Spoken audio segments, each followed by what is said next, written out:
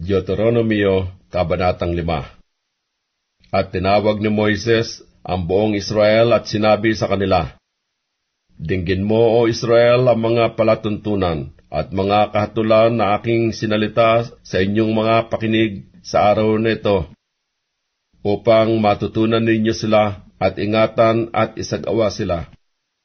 Ang Panginoong ating Diyos ay nakipagtipan sa atin sa Horeb. Hindi pinagtibay ng Panginoon ang tipang ito sa ating mga magulang, kundi sa atin ngang nangaririto'ng lahat na buhay sa araw na ito. Sinalita ng Panginoon sa inyo na mukaan sa bundok mula sa gitna ng apoy. Ako'y tumayo sa pagitan ng Panginoon at ninyo ng panahong yaon upang ipatalasta sa inyo ang salita ng Panginoon, sapagkat kayo'y natatakot dahil sa apoy, at hindi kayo sumampa sa bundok na sinasabi, Ako ang Panginoon mong Diyos na naglabas sa iyo sa lupain ng Ehipto sa bahay ng pagkalipin. Huwag kang magkakaroon ng ibang mga Diyos sa harap ko. Huwag kang gagawa para sa iyo ng larawang inanyuan na kawangis ng anumang anyong nasa itaas sa langit, o nang nasa ibaba sa lupa, o nang nasa tubig sa ilalim ng lupa. Huwag mong yuyukuran sila o paglilingkuran man sila, sapagkat akong Panginoon mong Diyos ay mapanibughuing Diyos na aking dinadalaw ang kasamaan ng mga magulang sa mga anak, sa ikatlo at sa ikaapat na salin ng nangapupuot sa akin. At pinapagpapakitaan ko ng kaawaan ang libo-libong umiibig sa akin at tumutupad ng aking mga utos. Huwag mong babanggitin ang pangalan ng Panginoon mong Diyos sa walang kabuluhan, sapagkat hindi kaariin ng Panginoon na walang sala ang bumanggit ng kanyang pangalan sa walang kabuluhan.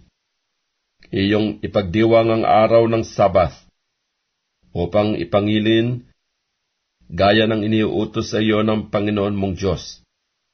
6 na araw na gagawa ka, at iyong gagawin ang lahat ng iyong gawain. Ngunit ang 7 araw ay Sabath sa Panginoon mong Diyos. Sa araw na iyan ay huwag kang gagawa ng anumang gawa, ikaw ni ang iyong mga anak na lalaki ni babae, ni ang iyong mga aliping lalaki ni babae, ni ang iyong mga baka, ni ang iyong asno, ni anuman sa iyong hayop, ni ang iyong taga-ibang lupa na nasa loob ng iyong mga pintuang daan, upang ang iyong aliping lalaki at babae ay makapagpahingang gaya mo. At iyong alalahanin na ikaw ay naging alipin sa lupain ng Ehipto, at ikaw ay nilabas ng Panginoon mong Diyos doon sa pamamagitan ng isang makapangyarihang kamay at unat na bisig. Kaya't iniutos sa iyo ng Panginoon mong Diyos na ipangilin mo ang araw ng Sabath. Igalang mo ang iyong ama at ang iyong ina, gaya ng iniutos sa iyo ng Panginoon mong Diyos, upang ang iyong mga araw ay lumawig at upang ikabuti mo sa lupain na ibinibigay sa iyo ng Panginoon mong Diyos. Huwag kang papatay, ni mga ngalunya, ni magnanakaw, ni sasaksi sa di katotohanan laban sa iyong kapwa, ni huwag mong iimbutin ang asawa ng iyong kapwa, ni huwag mong pagnanasaan ang bahay ng iyong kapwa, ang kaniyang bukid, ni ang kaniyang aliping lalaki o babae, ni ang kaniyang baka, ni ang kaniyang asno, ni anumang bagay ng iyong kapwa. Ang mga salitang ito ay sinalita ng Panginoon sa buong kapisanan ninyo sa bundok mula sa gitna ng apoy, sa ulap, at sa sali-salimot na kadiliman ng malakas na tinig, at hindi na niya dinagdagan pa. At kanyang isinulat sa 2 tapyas na bato at ibinigay sa akin. at nangyari nang inyong marinig ang tinig mula sa gitna ng kadiliman, samantalang ang bundok ay nagliliyab sa apoy, ay lumapit kayo sa akin sa makatuwid bagay ang lahat ng mga pangulo sa inyong mga lipi at ang inyong mga matanda. At inyong sinabi, narito, ipinakikita sa amin ng Panginoon nating Diyos ang kanyang kalwalatian at ang kanyang kadakilaan. At aming narinig ang kanyang tinig mula sa gitna ng apoy. Aming nakita sa araw na ito na ang Diyos ay nakikipag-usap sa tao at siya'y buhay. Ngayon nga, bakit kami mamamatay? Sapagkat pupugnawin kami ng dakilang apoy na ito. Kung marinig pa namin ang tinig ng Panginoon nating Diyos, ay mamamatay nga kami.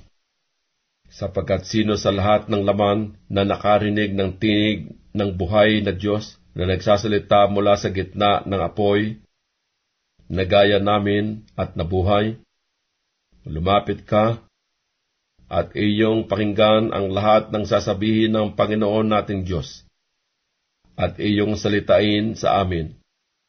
Yaong lahat na sasalitain sa iyo ng Panginoon nating Diyos at aming didinggin at gagawin.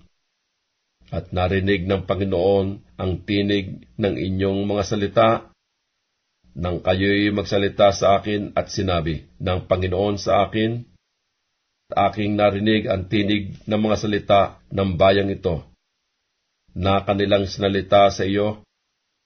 Mabuti ang kanilang pagkasabi ng lahat na kanilang sinalita. O mamalagi nawa sa kanila ang kaloobang ito, na sila'y matakot sa akin at kanilang ingatan kailanman ang lahat ng aking mga utos, upang ikabuti nila at pati ng kanilang mga anak magpakilanman. Yumaan ka, sabihin mo sa kanila, bagsigbalik kayo sa inyong mga tolda. Ngunit tungkol sa iyo, matira ka rito sa akin at aking sasalitain sa iyo ang lahat ng utos at ang mga palatuntunan at ang mga kahatulan na iyong ituturo sa kanila upang kanilang gawin sa lupain na aking ibinibigay sa kanila upang ariin. Inyong ang isagawa na gaya ng iniutos sa inyo ng Panginoon ninyong Diyos. Huwag kayong liliko sa kanan o sa kaliwa. Kayo'y lalakad ng buong lakad na iniutos sa inyo ng Panginoon ninyong Diyos, upang kayo'y mabuhay, at upang ikabuti ninyo at upang inyong mapalawig ang inyong mga araw sa lupain na inyong aariin.